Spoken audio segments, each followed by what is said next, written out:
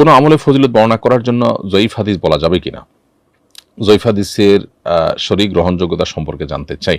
আকীদা অথবা কোনো হালাল হারাম সাব্যস্ত হওয়ার জন্য জয়ীফ হাদিস কখনো দলিল হিসাবে গ্রহণযোগ্য হবে না। এ ব্যাপারে ওলামাদের তেমন কোনো দ্বিমত নেই।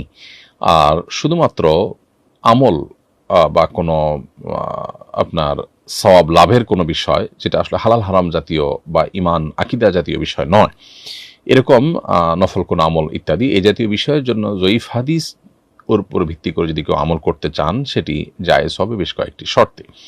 এর ভিতরে একটা শর্ত হলো যে সেটা খুব মারাত্মক পর্যায়ের জয়ীফ বা মারাত্মক পর্যায়ে দুর্বল হবে না, তার সূত্রের মধ্যে দুর্বলতাটা খুব জটিল এবং কঠিন পর্যায়ের দুর্বলতা থাকতে পারবে না, এটা হল প্রথম শর্ত। দ্বিতীয়ত মুহাদ্দিসিন ইকরাম আরও অনেকে অনেক রকমের শর্ত দিয়েছেন। এর মধ্যে ইমাম নবী রাহিমাহুল্লাহ বলেছেন যে এটা ফাজায়েল এবং তারগিব তারহিব অর্থাৎ উৎসাহমূলক বিষয়ের জন্য অথবা ফজিলতের জন্য আমল জাতীয় বিষয়ে আপনার জয়ীফ যদি খুব বেশি মারাত্মক না হয় তাহলে এটার উপর আমল করা যেতে পারে। হাফিজ ইবনে হাজার আসকালানি রাহিমাহুল্লাহ কয়েকটা শর্ত উল্লেখ করেছেন।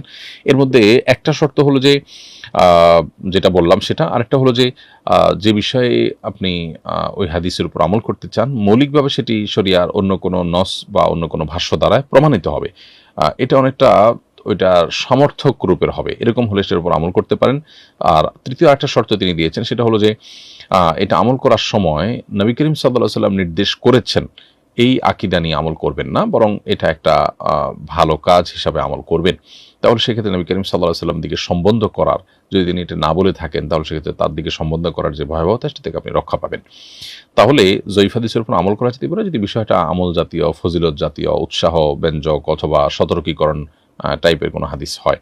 হালাল হারাম বা আপনার ইমান আকীদার মতো সিরিয়াস কোনো ইস্যু যেন না হয়, তাহলে সেক্ষেত্রে জয়ীফ যদি হাদিসের জয়ীফ বা দুর্বলতাটা যদি খুব চরম পর্যায়ের না হয় তাহলে সেক্ষেত্রে সেটার উপরে আমল করা যেতে পারে এই সমস্ত শর্তের ভিত্তিতে।